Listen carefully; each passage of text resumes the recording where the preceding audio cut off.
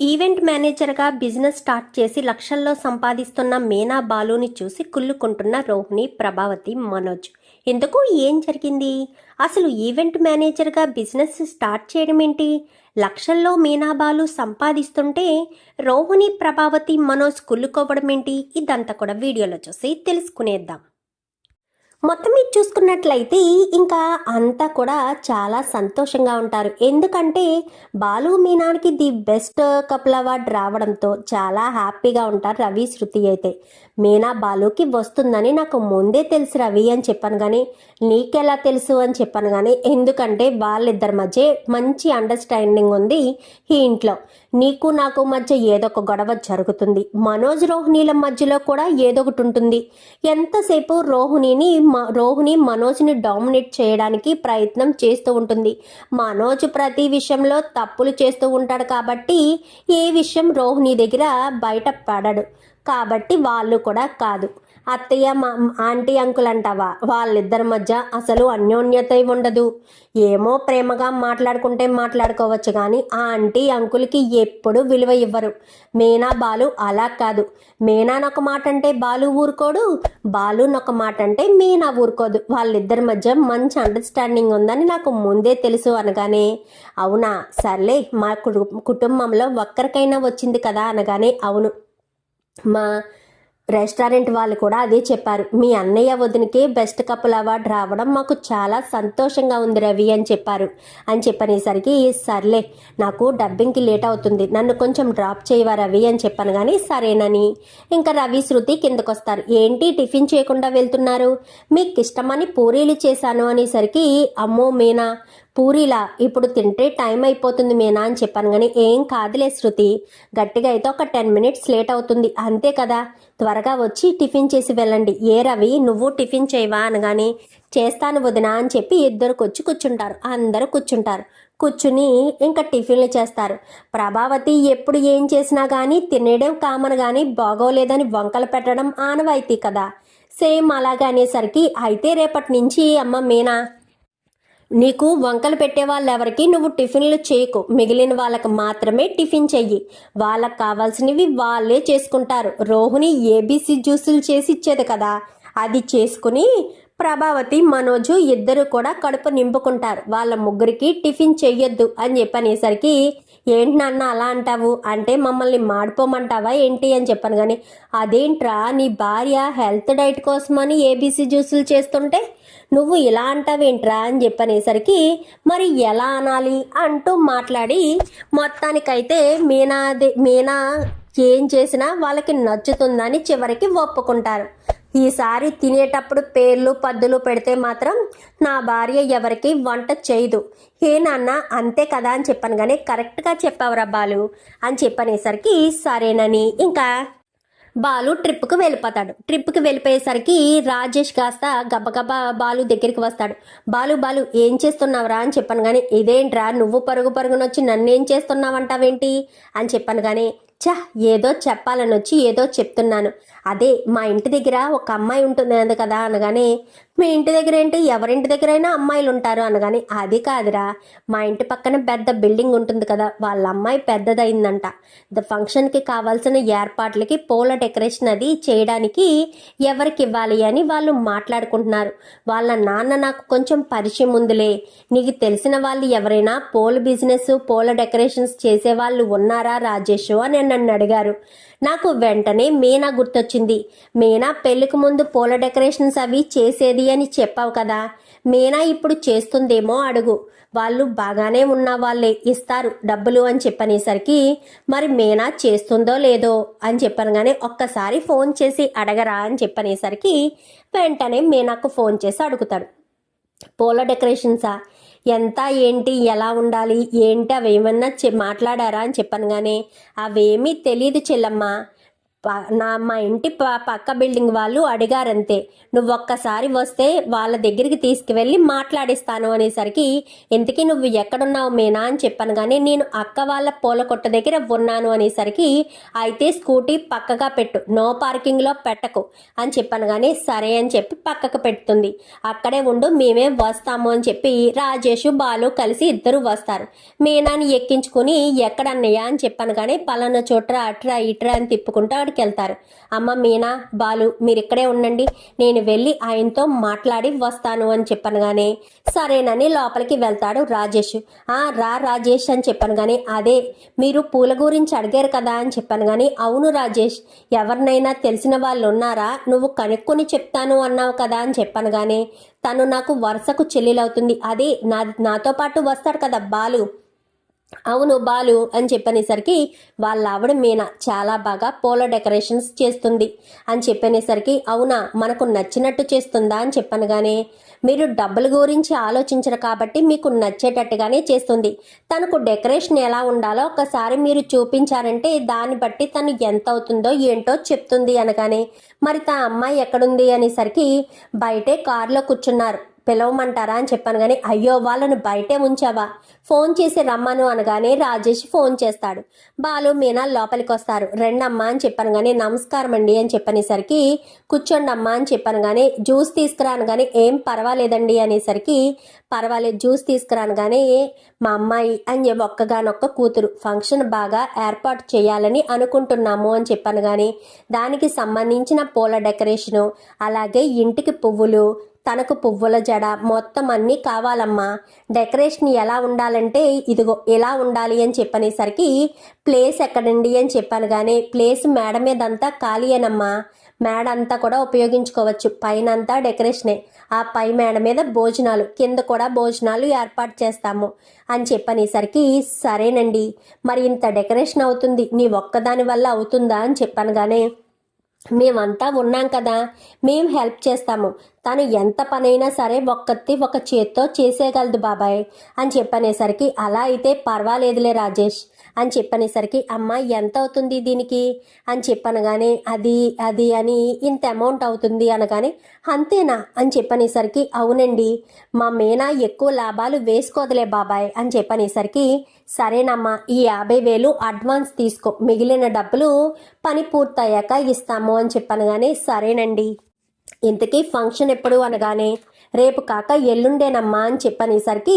సరేనండి నేను దానికి కావాల్సిన ఫ్లవర్స్ అన్నీ కూడా రేపు సాయంత్రమే తెచ్చుకుని ఇక్కడ పెట్టుకుంటాను అని చెప్పాను. కానీ అలాగేనమ్మా, నాకు ఎల్లుండు మాత్రం 10 అయ్యేటప్పటికి డెకరేషన్ మొత్తం కంప్లీట్ అయిపోవాలి, మాకు చుట్టాలు రిలేటివ్స్ ఎక్కువ, నువ్వు మళ్ళీ వాళ్ళు వచ్చేసరికి డెకరేషన్ చేస్తూ ఉంటే నువ్వు ఇబ్బంది ఫీల్ అవుతావు, 10 గంటలకి 11ంటికి స్టార్ట్ చేస్తారు కాబట్టి 10 అయ్యేటప్పటికి కంప్లీట్ చేసేయాలమ్మా అని చెప్పాను. కానీ సరేనండి అని చెప్పి మీనా కాస్త ఇంటికి వచ్చి, అలాగే బాలుని తీసుకెళ్ళి మార్కెట్కి తీసుకువెళ్ళి ఏమేం కావాలో అన్నీ, ఇంగ్లీష్ గులాబీలు మొత్తం అన్నీ కూడా తీసుకుంటుంది. తీసుకుని అవన్నీ కూడా ముందు రోజు రాత్రి వాళ్ళ ఇంటి దగ్గర తీసుకువెళ్ళి పెట్టేసి ఇంటికి వస్తారు. ఇంటికి వచ్చి భోజనం చేశాక, మామయ్య మేము రేపు తెల్లవారుజామున ఒక డెకరేషన్కి వెళ్తున్నాము, అక్కడికి ఈవెంట్స్ చేయడానికి వెళ్తున్నాము, అక్కడ అవన్నీ కూడా డెకరేట్ చేయాలి, రావడానికి టైం పడుతుంది మామయ్య, ఉదయం కాఫీ టీ అవి మీరు కొంచెం చూసుకోండి, అత్తయ్యని ఇవ్వమనండి అని చెప్పాను. కానీ ఎక్కడికి వెళ్తున్నాం మీనా అని చెప్పాను. కానీ ఒక మేజర్ ఫంక్షన్ది డెకరేషన్ ఒప్పుకున్నాను శృతి, రేపు తెల్లవారుజామున వెళ్ళి 10 అయ్యేటప్పటికి పూర్తి చేయాలి అని చెప్పాను. కానీ రవి మనము వెళ్దాము అనగానే, ఆ టైంలో నువ్వు లెగడం కష్టం శృతి అని చెప్పనేసరికి, ఏం కాదులే మీనా, డెకరేషన్ చేస్తూ ఉంటే నీకు హెల్ప్ చేస్తాను, నాకు సరదాగా ఉంటుంది, ఎంతసేపు ఇల్లు స్టూడియో అలాగే కదా ఉంది అని చెప్పనేసరికి, సరే వెళ్దాంలే శృతి అనగానే, రేపు ఎన్ని గంటలకు బయలుదేరుతారు వదిన అనగానే, తెల్లవారుజామున 3 గంటలకి అనేసరికి, సరే మీనా మేము అలారం పెట్టుకుని రెడీగా ఉంటాము అనేసరికి, రోహిణి మనోజ్ కూడా, మనోజ్ ఏమో వద్దంటాడు, రోహిణి ఏమో నేను వస్తాను మీనా అని చెప్పాను. కానీ నువ్వెక్కడికి వెళ్తావు, నువ్వు వెళ్ళొద్దు, రేపు పార్లర్కి వెళ్ళాలి, షాప్కి వెళ్ళాలి, ఏం వద్దు అని చెప్పనేసరికి, మనోజ్కి ఇష్టం లేదు కదా రోహిణి, వద్దులే అని చెప్పాను. కానీ సర్లే అని చెప్పి ఇంకా తెల్లవారుజామున 3 గంటలకి లేచి రెడీ అయ్యి కిందకు వస్తారు. రెడీ అయ్యి కిందకు వచ్చేసరికి బాలు మీనా రెడీ అయ్యి కిందకు వచ్చేసరికి శృతి రవి కూడా రెడీగా ఉంటారు. ఇంకా సత్యం కూడా రెడీగా ఉంటాడు. మీరెక్కడికి మావయ్య, అయినా ఈ టైంలో నిద్ర లేచారేంటి అని చెప్పనేసరికి నేను వస్తానమ్మా మీనా అని చెప్పాను. కానీ ఏంటి మావయ్య, బయట చాలా మంచుగా ఉంది, మీ ఆరోగ్యం అసలే బాగోలేదు, ఎందుకు మీరు వద్దులే మావయ్య మేము వెళ్తాము అని చెప్పాను. కానీ ఏం కాదులే అమ్మ మీనా, ఇంట్లో ఉండేదే కదా, నాకు అలా వస్తే టైం పాస్ అవుతుంది, టైం గడవదు కదా, వస్తాను అనేసరికి సరే పదండి అని ఇంకా 5 కూడా కారులో బయలుదేరిపోయేసరికి అటు రాజేష్ చెల్లెలు కూడా వస్తారు. పక్కన ఇల్లే కదా, వచ్చేసరికి ఏంటన్నయ్య మీరు కూడానా అని చెప్పాను. కానీ మొదటిసారి మా చెల్లి ఒక ఈవెంట్ చేస్తుంది, సక్సెస్ఫుల్గా అవ్వాలి కదా, అందుకే వస్తున్నాము అని చెప్పనేసరికి ఇంకా 7 కలిసి మొత్తానికైతే కరెక్ట్గా 9:30 సమయానికి చాలా చక్కగా ఇంకా ఏర్పాటు చేసేస్తారు.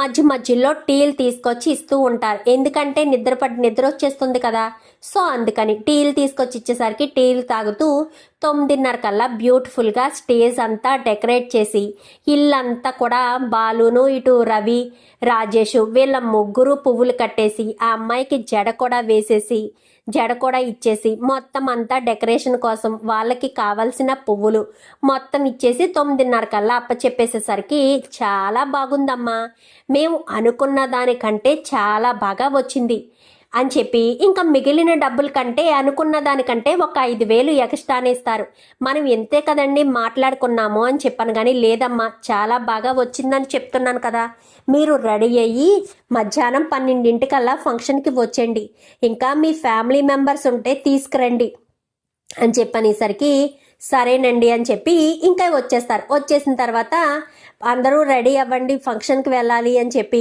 ఇంకా అందరూ కూడా మధ్యాహ్నం వరకు వెళ్ళరు. ఎందుకు, మనం డెకరేషన్ చేయడానికి వెళ్ళలేదు కానీ ఫంక్షన్కి అనేసరికి వెళ్దామంటున్నావా అనగానే పెద్ద వాళ్ళు వస్తారు కదా వెళ్ళాలి అని చెప్పి ఇంకా అయినా పెద్దవాళ్ళ ఫంక్షన్ అంటే నాన్ వెజ్ అది బాగా పెడతారు అని చెప్పి మనోజ్ కాస్త తిండిపోతు కదా మనోజ్, తిండి గురించి ఆలోచించుకుని అందరూ వెళ్తారు. వెళ్ళిన తర్వాత డెకరేషన్ చాలా బాగుంది రావు గారు, ఎక్కడ చేయించారు, ఏ ఈవెంట్ వాళ్ళతో చేయించారు అనగాని ఈవెంట్ కాదండి, ఆ అమ్మాయి పువ్వులు అమ్ముతుందంట, ఆ అమ్మాయి చేసింది, మా పక్కింట్లో ఉంటాడు కదా రాజేష్, కారు నడుపుతాడు, రాజేషే చెప్పాడు అనగాని అవునా, చాలా బాగా చేసింది, అమ్మాయి చేసిందా, అమ్మాయి చేయడం అంటే చాలా గ్రేట్ అనే చెప్పాలి, మా ఇంట్లో కూడా ఏమన్నా ఫంక్షన్ ఉంటే చెప్తాను, ఇంతకీ అమ్మాయి ఎవరు అని చెప్పాను. కానీ ఇంకా రాలేదండి, ఇందాకటి వరకు ఇక్కడే ఉన్నారు, రెడీ అవ్వడానికి వెళ్ళారు అని చెప్పనేసరికి వచ్చిన తర్వాత అమ్మ మీనా అని చెప్పనేసరికి పిలిచివ్వడంతో ఈ అమ్మాయేనండి అని చెప్పాను. కానీ అమ్మ చాలా బాగా చేసావు, వచ్చి నెలలో నా కూతురు పెళ్ళుంది, తప్పకుండా మాకు డెకరేషన్ చేయాలి, పెళ్లి కూతురు రోజు కానించి అన్నీ చేయాలి అనగానే మీ ఫోన్ నెంబరు అనేసరికి అక్కడే ఒక 4-5 డెకరేషన్స్ కోసం బుక్ చేసుకుంటారు. బుక్ చేసుకునేసరికి అలా మీనా ఇంకా ఒకరి ద్వారా ఒక మంచి పని చేస్తే అది చాలా తొందరగా వ్యాప్తి చెందుతుంది కదా, సో ఒకరి ద్వారా అలా మీనాకు ఆర్డర్స్ మీద ఆర్డర్స్ వచ్చేస్తూ ఉంటాయి. ఇంకా విజిటింగ్ కార్డులు కూడా కొట్టిస్తాడు బాలు, అందరికీ ఫోన్ నెంబర్లు ఇవ్వాలంటే కష్టం కదా, చేసిన వాళ్ళందరి దగ్గర విజిటింగ్ కార్డులు పెట్టి విజిటింగ్ కార్డులు ఇచ్చేసరికి అందరూ బాలుకి మీనాకు బాలు నెంబరు మీనా నెంబరు 2 నెంబర్లు కూడా ఇస్తారు. ఫోన్లు చేసి చెప్తూ ఉంటారు మాకు ఎక్కడ కావాలి అక్కడ కావాలి అని చెప్పి, ఎంత అవుతుందో కూడా మీనా ఫోన్లో చెప్పేసేసరికి మిగిలిన వాళ్ళతో పోలిస్తే మీనా దగ్గర కాస్ట్ కొంచెం తక్కువగానే ఉంటుంది, ఎందుకంటే డబ్బు కోసం ఆశపడే వాళ్ళు కాదు కదా, మీనా అయినా బాలు అయినా కొంచెం తక్కువ రేటే చెప్తూ ఉంటారు.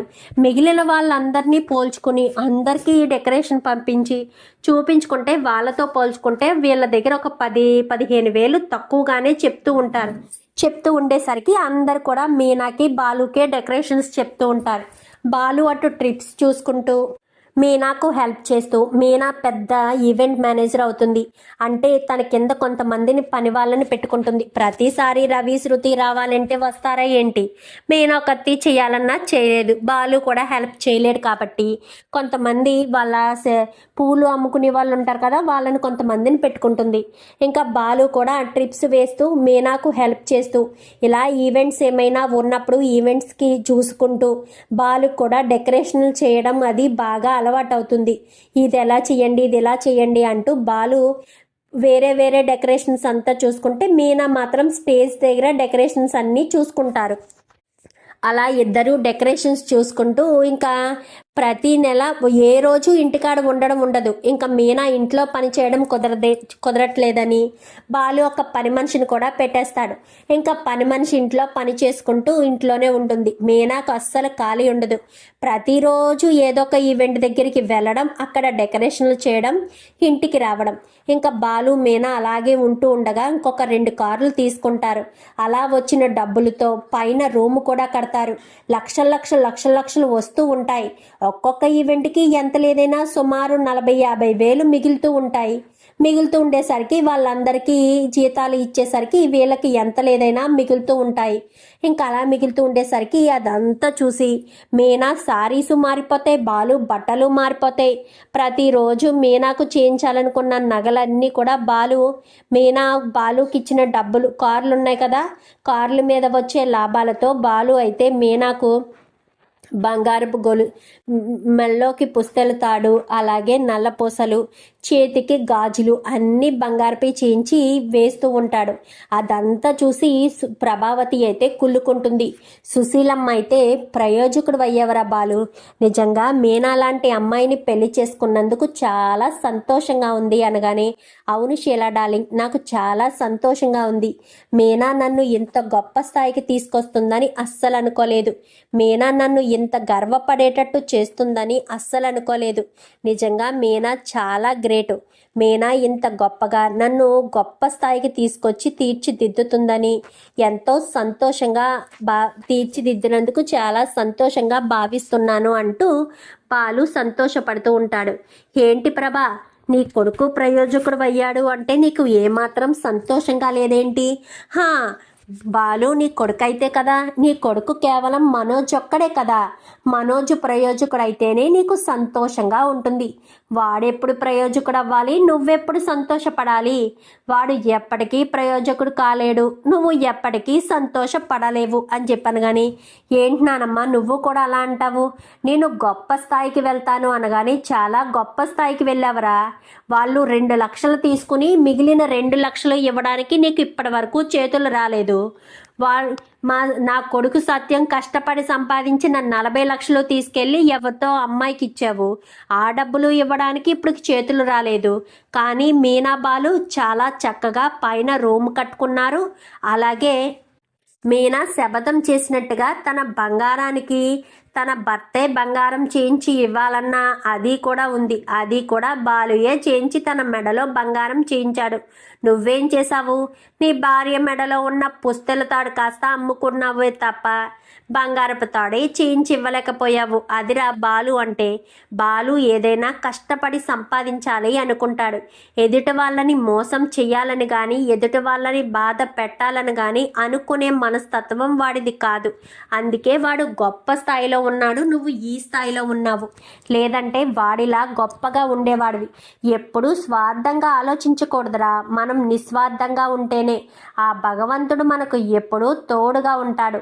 తోడుగా ఉండడం వల్ల మనకంతా మంచి జరుగుతుంది అని చెప్పి సుశీలమ్మ కాస్త మీనా బాలులను చూసి చాలా సంతోషపడతారు. ఇంకా మీనా బాలు ఇద్దరు ప్రతి క్షణం బిజీ లైఫ్ లీడ్ చేస్తూ ఈవెంట్స్ చేసుకుంటూ బాలు ట్రిప్స్ చూసుకుంటూ అటు ఈవెంట్స్ మేనేజర్గా ఇంకా మీనా బాలు చాలా బిజీగా ఉండి చాలా డబ్బునైతే సంపాదించి మీ ఇంట్లో ఎక్కడైనా మైనర్ రిపేర్స్ ఉన్నా కానీ అన్నీ కూడా చూసుకుంటారు. సత్యం కూడా చాలా సంతోషపడతాడు. బాలు ఇంత గొప్ప ప్రయోజకుడయ్యాడు. ఇంట్లో 3 కొడుకులున్నారు. ఏ కొడుకు ఇంటి బాధ్యతని సక్రమంగా నిర్వర్తించింది లేదు. ఇంట్లో ఏం కావాలన్నా తీసుకొచ్చేది మీనాయే, ఏం కావాలన్నా చేసేది బాలుయే. అన్నీ వాళ్ళే చేస్తారు. ఇటు రవి శృతి చేస్తారు. మనోజ్ అయితే ఆడొక దొంగలా తయారవుతున్నాడు. ఈ ప్రభావతి అయితే ఎంతసేపు మనోజ్ని వెనకేసుకురావడం తప్ప వేరే పనే ఉండదు అని చెప్పి సత్యం కాస్త ఎంతో సంతోషపడతాడు. నువ్వు చెప్పింది నిజమే అన్నయ్య. బాలు మీనా లాంటి వాళ్ళు నీకు కొడుకు కోడలు అయినందుకు చాలా గర్వంగా ఉంది. నాకు కొడుకంటూ పుడితే బాలు లాంటి వాడు కొడుకు, మీనా లాంటి కోడలు రావాలని కోరుకుంటాను. కానీ మీనాకు చాలా సహనం అన్నయ్య.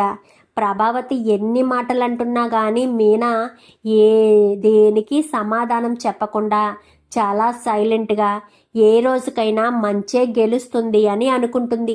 లేదంటే ఈ రోజుల్లో ఇంత సహనమూర్తులు ఎవరుంటారు? ఒక మాట అంటే తిరిగి 10 మాటలనే కోడళ్ళే తప్ప ప్రభావతి నోటుకొచ్చినట్టల్లా ఇన్ని మాటలు మాట్లాడుతుంటే చూస్తూ ఊరుకునే వాళ్ళు ఉంటారా ఏంటి అంటూ ప్రభావతి కాస్త సారీ కామాక్షి కాస్త అనేసరికి, నువ్వు కరెక్ట్గా చెప్పావు కామాక్షి, బాలు లాంటి కొడుకైతే ఇంకా తండ్రి నిశ్చింతగా సంతోషంగా మనశ్శాంతిగా నిద్రపోవచ్చు అని చెప్పాను. కానీ అవునరా, పాపం బాలుకి చిన్నప్పటి నుంచి తల్లి ప్రేమ దక్కలేదు. తప్పు చేసింది ఒకలైతే శిక్ష అనుభవిస్తుంది ఒకడు. ప్రభావతి ఇప్పటికీ బాలుని ద్వేషించడానికి కారణం అదే కదా. లేదంటే బాలుని ప్రభావతి ఎందుకు ద్వేషిస్తుంది? ఆ నిజం నాకు తెలిసినా నేను చెప్పలేను, చెప్పే పరిస్థితుల్లో లేను. ఆ నిజం ఎప్పటికి బయటకు వస్తుందో.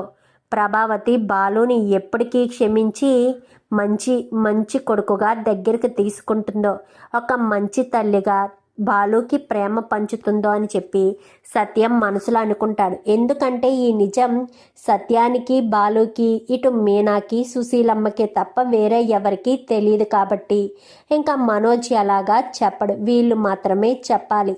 ఇంకా అలా మనసులో అనుకునేసరికి ఏంట్రా అని చెప్పాను. కానీ ఏమీ లేదురా అని చెప్పనేసరికి, ఒరే సత్యం, నీతో పాటు నేను రిటైర్ అయిపోయే సమయం వచ్చేసిందిరా.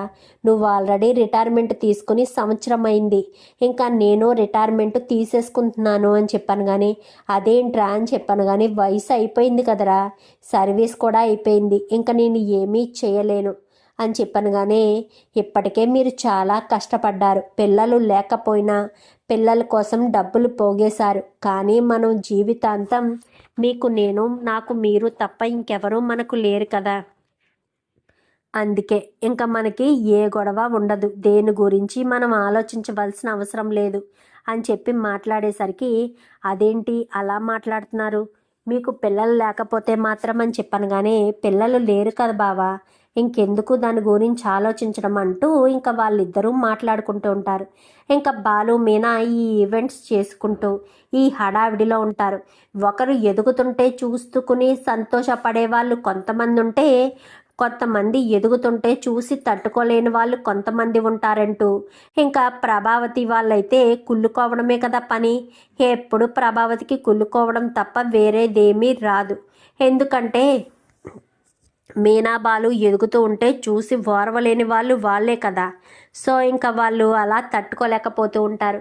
మీనాబాలు మాత్రం ఎదుటి వాళ్ళు దిష్టే మాకు ఎదుగుదలకి కారణం అన్నట్టుగా వాళ్ళు చేసుకునే పనులు చక్కగా చేసుకోవడం, ఒకళ్ళ చేత పేరు పెట్టించే పని లేకుండా, ఒకళ్ళ చేత మాట పడే పని లేకుండా చాలా చక్కగా అన్నీ కూడా చాలా ఒబ్బిడిగా చేసుకుంటూ వస్తూ ఉంటారు. ఇంకా అలా వస్తూ ఉండేసరికి మీనా బాలు గొప్ప స్థాయికి ఎదుగుతారు. సత్యం కాస్త చాలా సంతోషపడుతుంది. ఇంకా రోహిణి అయితే ఇలా మీనా లక్షలు సంపాదించేసి వీళ్ళే కోటీశ్వర్లు అయిపోయేటట్టున్నారు. మా అత్తగారు ఇప్పుడు మనోజ్తో ఏదో ఒక బిజినెస్ పెట్టించమంటుంది.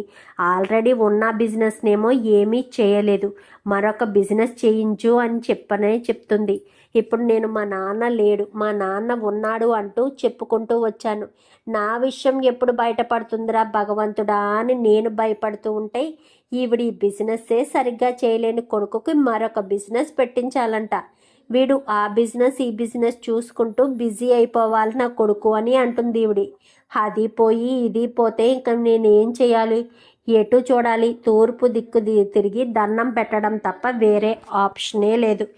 ఏటో నా పరిస్థితి, ఎటు మునగలేను తేలలేను, ఎటు తేల్చుకునే పరిస్థితి నాకు కనిపించడం లేదు అంటూ ఇంకా రోహిణి కాస్త అనుకుంటూ ఉంటుంది. చూద్దాం మరి రాబోయే ఎపిసోడ్స్లో మీనా బాలు గొప్ప స్థాయికి వెళ్ళి ప్రభావతి కుళ్ళుకునే స్థాయికి మీనా బాలు వెళ్ళాలని, వాళ్ళు అనుకున్న లక్ష్యానికి రీచ్ అవ్వాలని, రోహిణి గురించి నిజ స్వరూపాలన్నీ తొందరలోనే ప్రభావతికి తెలియాలని మీరు కూడా కోరుకుంటే వీడియో నచ్చితే లైక్ చేసి ఛానల్ని సబ్స్క్రైబ్ చేసుకోండి. Thank you for